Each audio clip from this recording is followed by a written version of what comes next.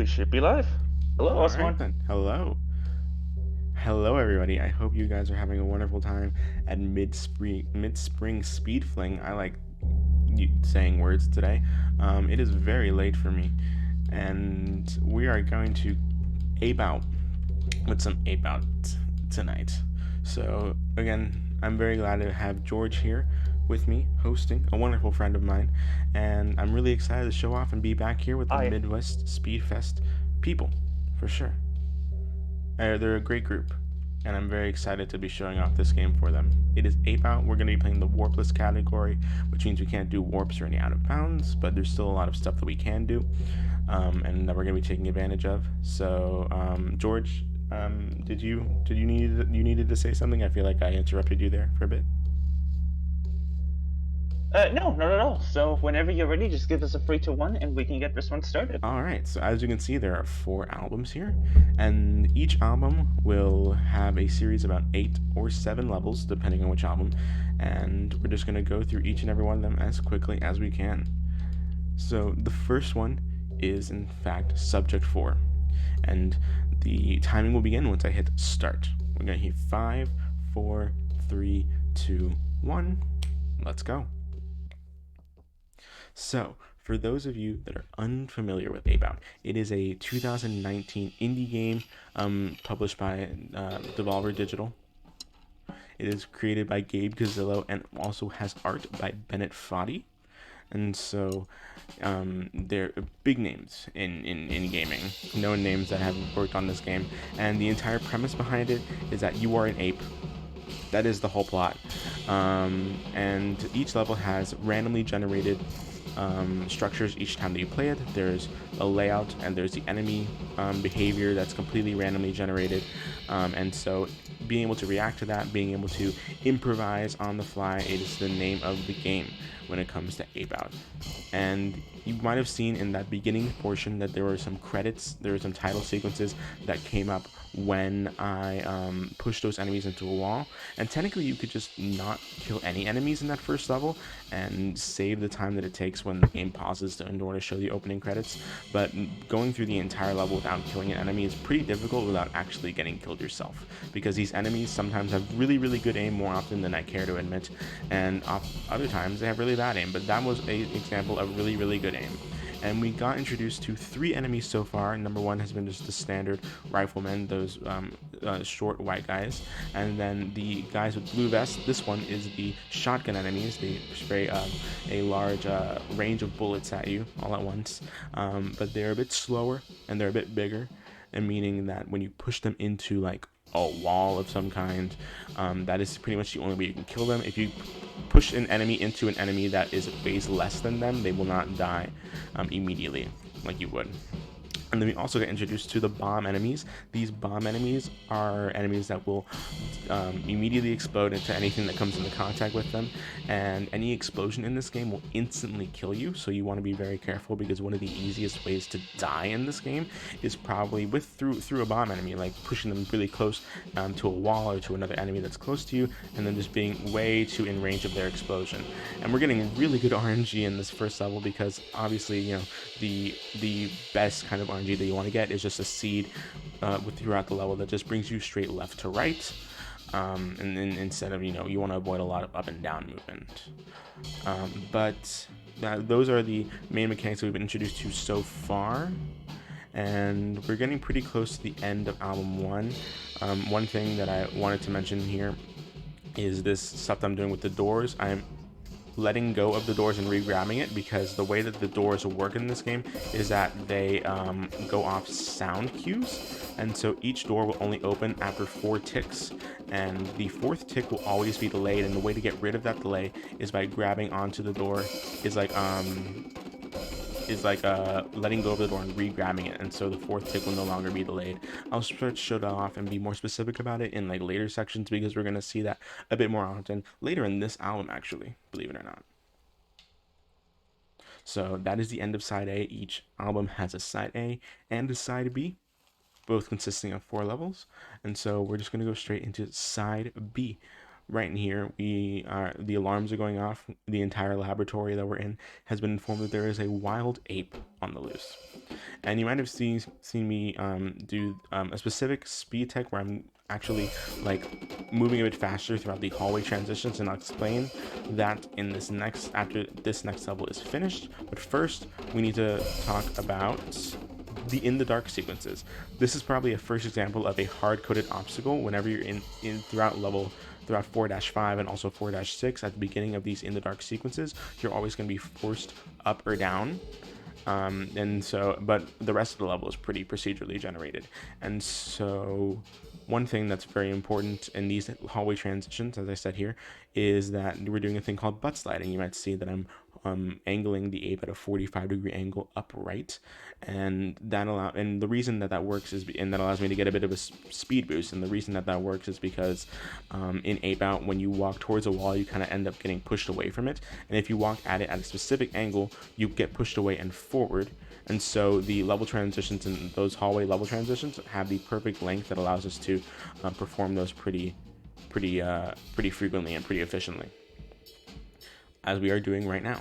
And in these Indizard sequences, I am forgetting to mention that these enemies that we are interacting with, if you're in their cone of light, they'll actually react faster and shoot you faster than they normally would.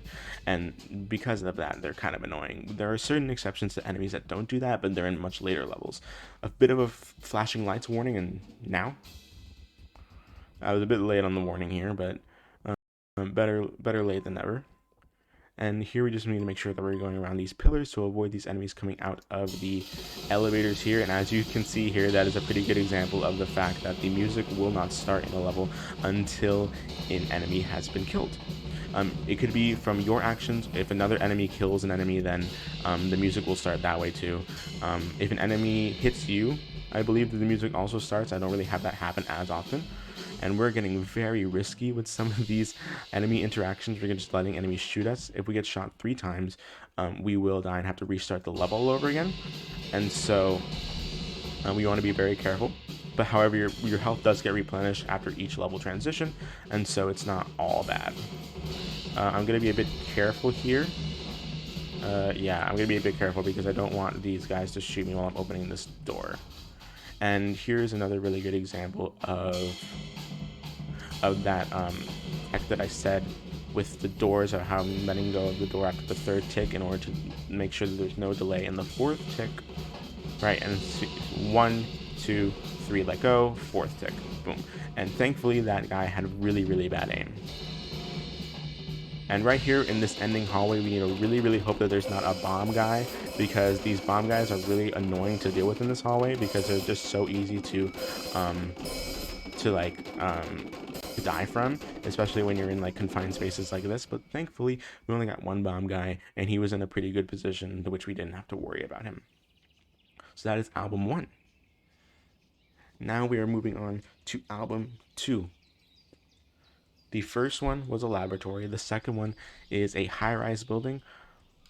What does a gorilla have to do in a high-rise building? We'll never know, but it does leave for a really good, really good level. And one thing that I am going to mention here is that there is a glitch here that I'm opting to not do, and it is during that loading screen, right before this cutscene starts, there's a small window of time in which your inputs are being read. And so if you were to hold down the push button, right bumper or right trigger, you will end up pushing that guy out of the window before the cutscene starts, and you can just skip it entirely. However, for whatever reason, doing that will actually cause the game to be in a really weird state, where if you die within the first half of this album, so any part inside A, you will actually soft lock the game and be forced to restart it. So just for the fact that it's not as marathon friendly, I'm just choosing to opt out of it for now. And my goodness, this is amazing RNG. The game is just giving us straight paths to and from where we need to go. That's amazing. And we do get introduced to 2 new enemies at the beginning of this first half of this album, and it is these SWAT guys, those guys that came out of the windows. They kind of just spray and pray bullets at you. They oftentimes have really bad aim, and so they're pretty easy to deal with. And there's also the Melvins. The Melvins are these small little green-haired guys. I'm going to see if I can catch one. This guy right here. If you walk towards them, they'll run away from you. But if you run away from them, they'll run towards you and then hit you in the back. They're pretty annoying to deal with, especially because of how fast they are. And surprisingly, they oftentimes have really good aim for whatever reason. And so they're just really annoying to deal with. And later they're going to come in like groups or in like packs, and so that is incredibly annoying to deal with. I thought that was a dead end, and I was going to be so annoyed. And I keep like jinxing things. I don't want to like jinx things, but I'm getting really good RNG so far. My God. And speaking of dead ends, this is the first level to introduce the concept of dead ends, primarily because they thought it would be more conducive to like the office space environment of this level. You know, kind of like how you're walking into a building or walking into a room where there's a meeting happening. You're like, oh, I'm not supposed to be here, and then you walk back out. And casually, it's really creative, and it makes sense to be there, especially because they want to make the game harder. You know, that's probably part of the whole reason why this game is really good, is just the difficulty aspect of it. And so, but in a speedrun setting, it is kind of annoying to get into a dead end, especially if that dead end is really long and you have to walk all the way back thinking that you're going to make it to the end. Like right here, that's a good example of what I mean. And so you have to walk all the way back and see here, and there's no way for you to like guess where a dead end is, because, you know, procedurally generated levels, RNG. You just gotta hope the RNG is in your favor sometimes. And every time that you die, which thankfully hasn't happened yet, I just probably jinxed it, the seed also resets itself, so you can't memorize the level. The only thing that you can do is kind of adapt to enemy patterns and just hope that you get a good seed. Oftentimes though, I do think that the game seems to like give you a better seed if you have died once already. However, that could probably just be placebo.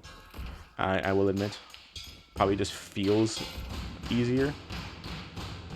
But right here we are on another building, as we transitioned in the previous section, and we had a music change, and we also get introduced to another enemy called these snipers. The snipers are like these guys. They're really easy to deal with, especially because they take forever to charge up their shots. And you probably saw their little like lines of red light and coming from this building when we were in the other building. However, right here in this section, we get to meet up with them up close and personal, and realize that they're not much of a threat as they impose on us. And right here, we're going to go circle back, as the level title implies, and we're going to go to this next section, where we're just going to come back to this building and have to deal with the same enemies as we normally have.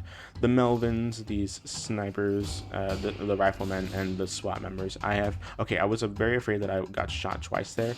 I'm going to play it safe here, losing a bit of time to enemy interaction, but I really want to play it safe, especially since we're pretty deep into this level already, and I do not want to die. And thankfully, it's not something I have to worry about. Perfect. I got shot twice, but it's fine. If anything, getting shot twice at the very end of the level actually might be beneficial, because you do get a little bit of a boost every time the enemy shoots you. So sometimes, if you trust yourself, you can make the ballsy move, and trust yourself to get shot, and then just have it work out in your favor. Oh dear. Oh my goodness. Oh my god. We got shot twice, and those enemies are really bad at aiming. So we're just gonna hope that we do not get shot again. We're in a very risky situation here. Just have to make it through this one section. Ooh. Oh, we were so close. Okay, we unfortunately did die. I made the very poor decision of not interacting with those enemies and just letting them shoot me. That is the first death of the run. And unfortunately, it did happen at the very end of a level transition, which means we do have to pretty much do the entire level all over again. Which means, George, you can probably read out a donation while I get back to where we were.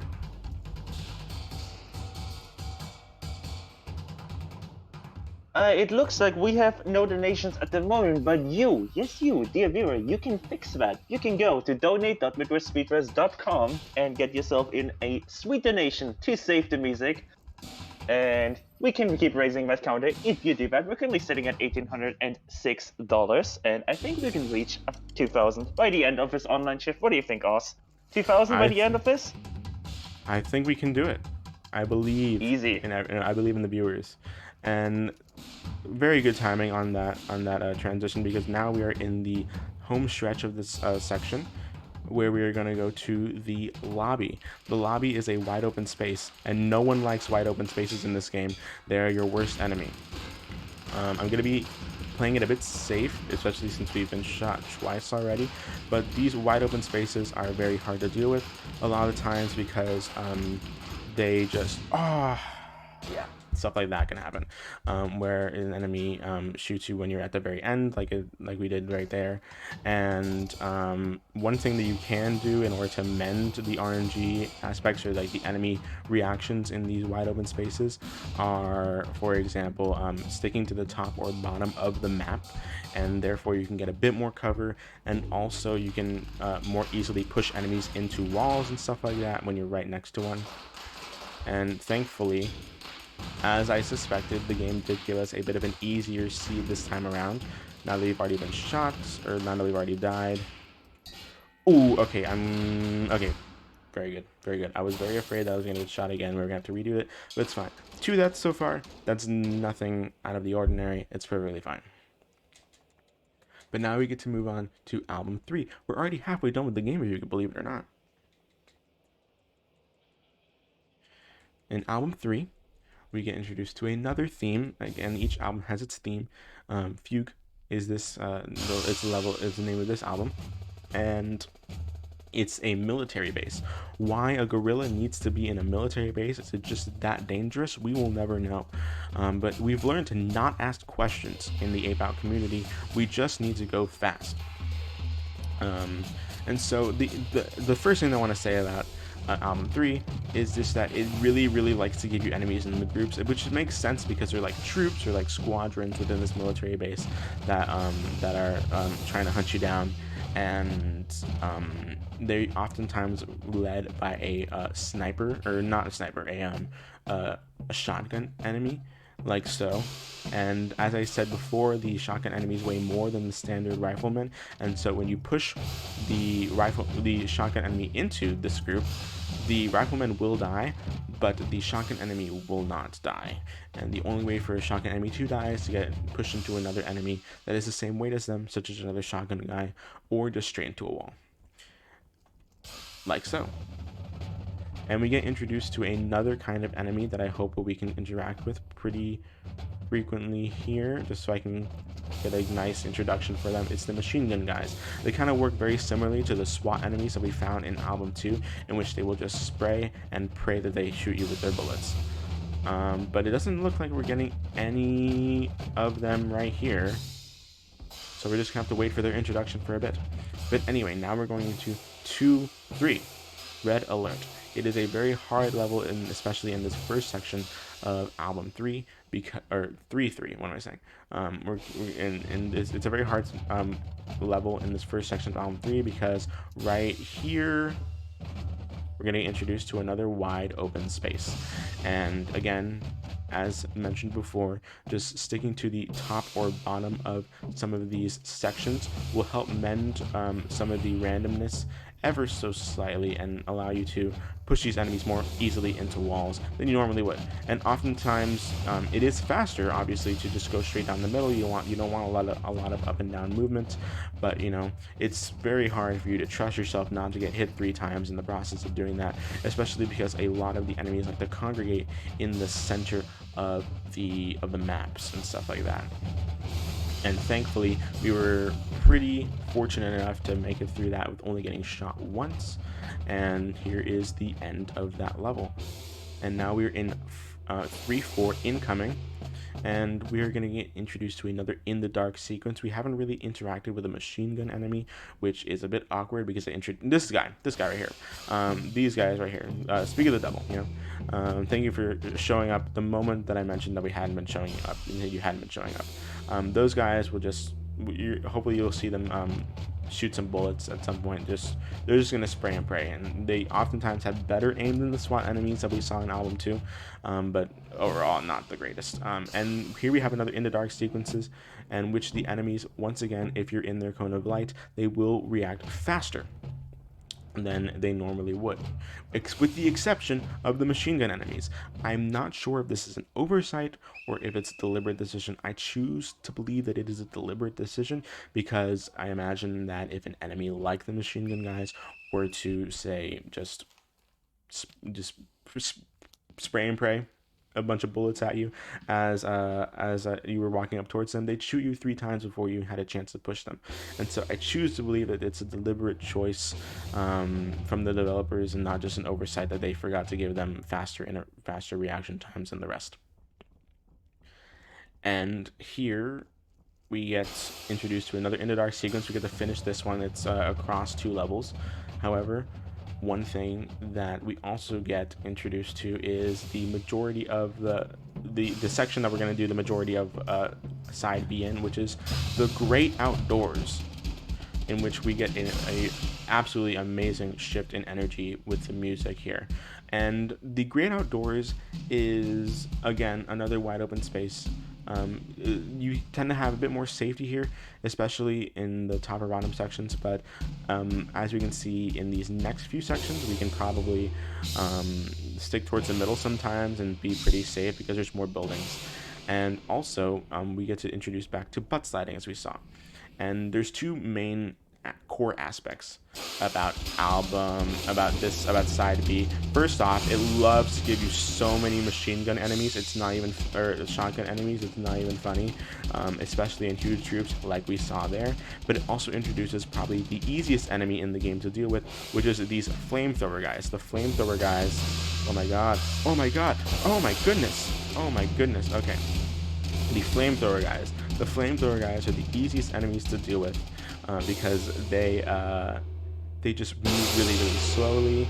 They don't have a really huge range of their fire, and as long as you keep moving and you're not too close to them, they're going to be pretty easy to deal with. However, you can shoot an enemy into them, and they will explode and cause an explosion of fire. And if you trust yourself to not get hit, one strat that you can do is purposefully burn yourself, make yourself go on fire. That will take away 1 hit point. However, it will allow so that any enemy that is within your general vicinity will just move out of your way because you're on fire, and so that leaves a straight path forward for you.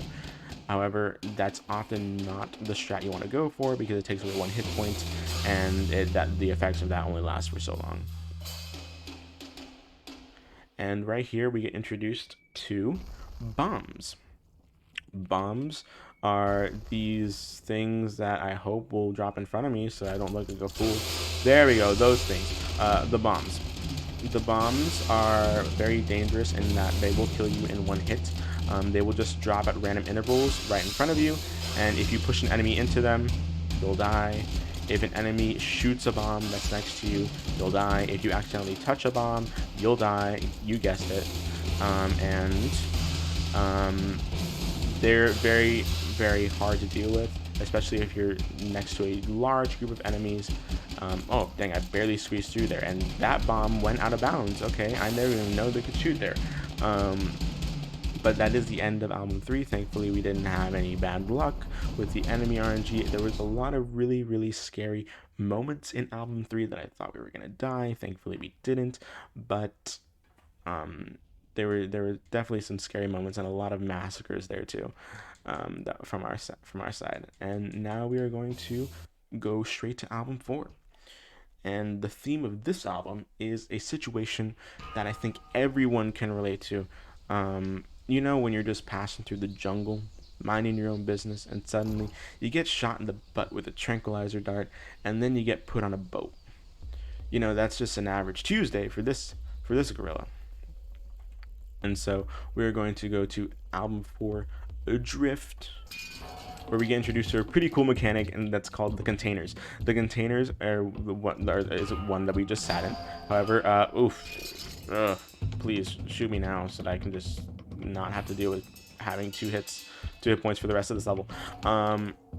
So the containers are these guys right here. You can use them as cover. However, the good thing about them is that you can use them as cover. The bad thing about them, though, is that whenever you push I forgot to mention that you're doing the push animation, saying pushing enemy towards pushing an enemy inside towards a wall or into another enemy, or in this case pushing open a door of one of the crates, the crates will actually slow you down because your momentum will go ever so slightly decrease whenever you open a door. And so, or when you have that push animation just in general. And so it's a risk reward situation. You know, you get that cover, but you don't want to slow down too tremendously and overuse the containers, because otherwise you're going to slow down. And right here we get another in the dark sequence. However, this one's really different because the enemies do not have flashlights. And because the enemies do not have flashlights, they will just start shooting in random directions, hoping that they shoot you like it did right there. But sometimes, on very rare occasions, sometimes the enemies will shoot other enemies. And I think one of the worst things that could happen, as a matter of fact, is when an enemy shoots a bomb guy that's next to you, and then just the explosion kills you in one hit. But thankfully, we seem to be having better luck on this second go around. You know, it's also a thankfully moment. What? What is that, George? If we have a moment, that is. Of course, continue. It's also thankfully that we have a $20 donation from Char_Bunny saying, well, this run is fantastic. Great job, ozmourn. Thank you, Char Bunny. Thank you so much. Anyway, right here we are getting introduced to 4-3. I used to be very indifferent with this level. I didn't really find it all that hard. And until one day I was on PB pace. My current PB is a 26:43, and I was on 25-minute pace, and then I died in this level, and now it is my least favorite level of all time. I despise it with a passion. And people warned me about it. They warned me that I was gonna get 4-3'd, and I did. And now I'm on their side and saying that none of us like it, because the reason we don't like it is, first of all, it likes to give you a lot of enemies in groups, and enemies in groups, especially when it comes to really close quarters like this, it is definitely not a fun time. And it gives you probably the most annoying enemy in groups, which is the Melvins, like this one. They're just really difficult to deal with, and as you can see, that's part of the reason.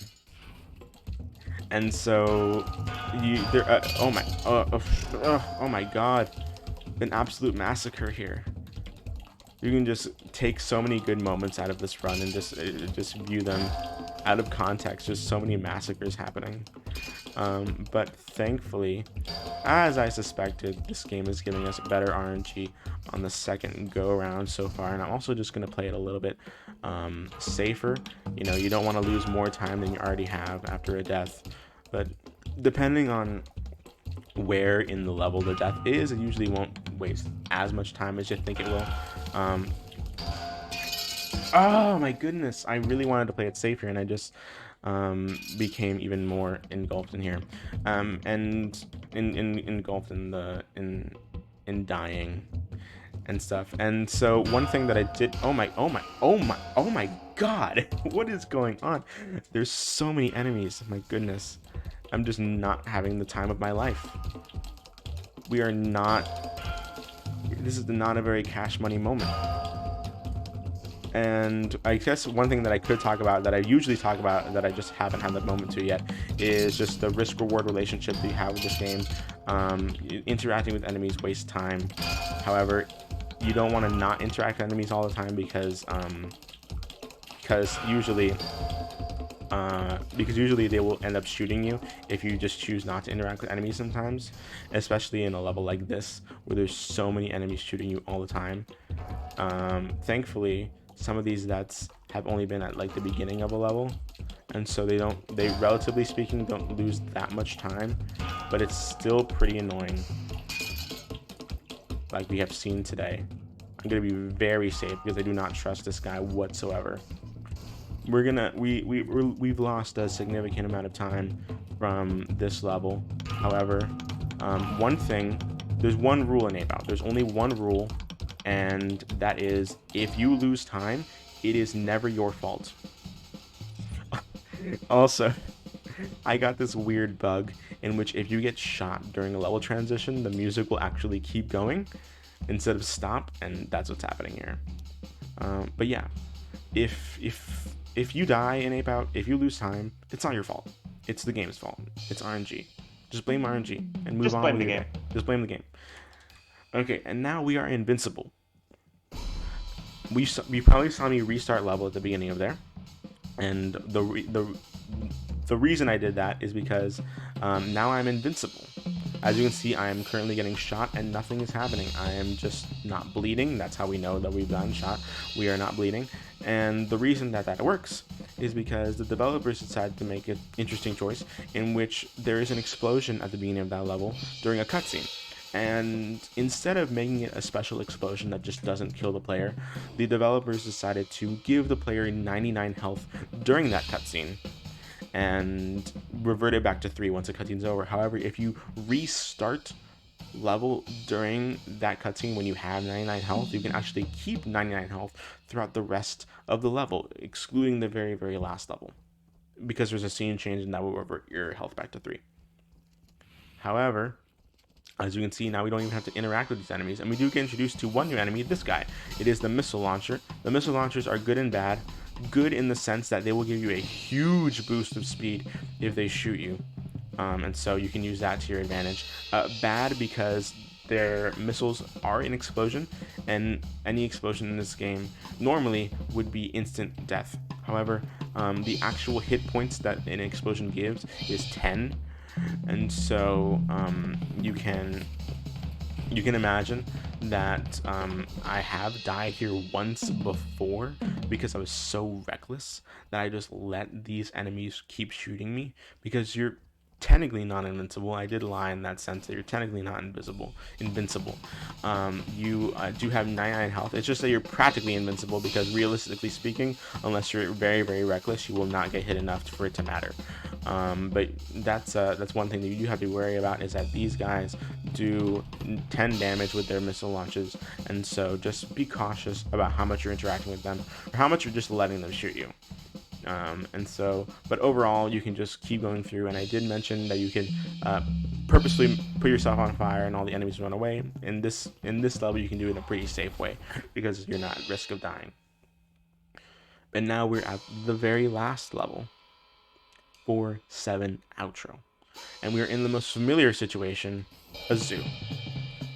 And the zoo introduces us to 2 new concepts. First off, we get introduced to the tranquilizer guys. The tranquilizer guys will not hurt you in the sense that, like, they will not take a hit point away.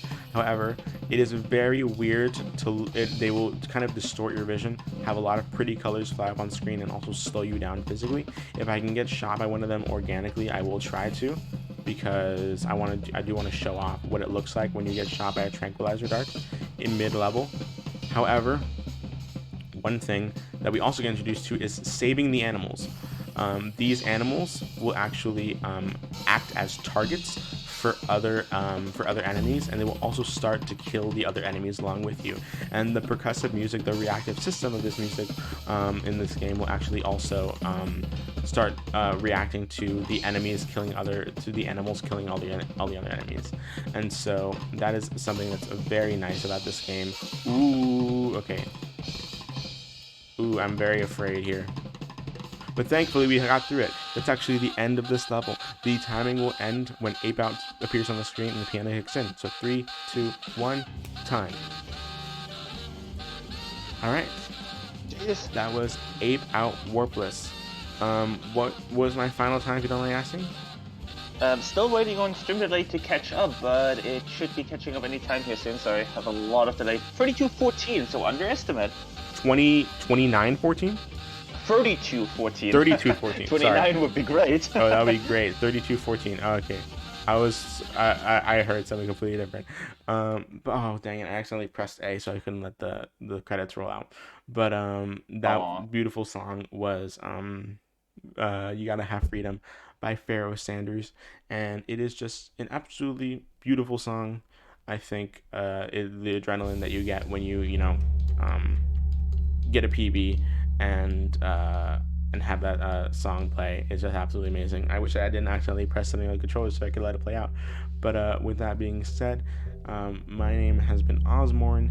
This is Ape Out Warpless. I hope you really enjoyed the run. Shoutouts to Fire Splitter for doing the next run, and shoutouts to Bullets. I know that they are very like closely knit with the Midwest Speedfest family, and they walked with this game so that I could run, because they used to run this game pretty frequently as well. And so I am very glad to be here. I hope to be back with other Midwest events in the future. And again, thank you for having me. I really enjoy being with this group of people, and so it's very nice to be part of this marathon. But I don't have anything else to say other than join the Discord, we're on Spiro.com, and yeah, that's pretty much it. We're a very nice group of people, and the game's only $15 on Steam, so you can get that as well.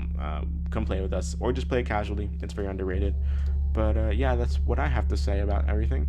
And I'm just gonna leave it off to George. Good luck to Fire Splitter on the next round. Yeah, thank you so much for the run, ozmourn. As you just said, we have Fire Splitter coming up with Warrior Get It Together, so stick around, we're gonna set that up, we're gonna go on intermission, and we'll see you all soon for that run.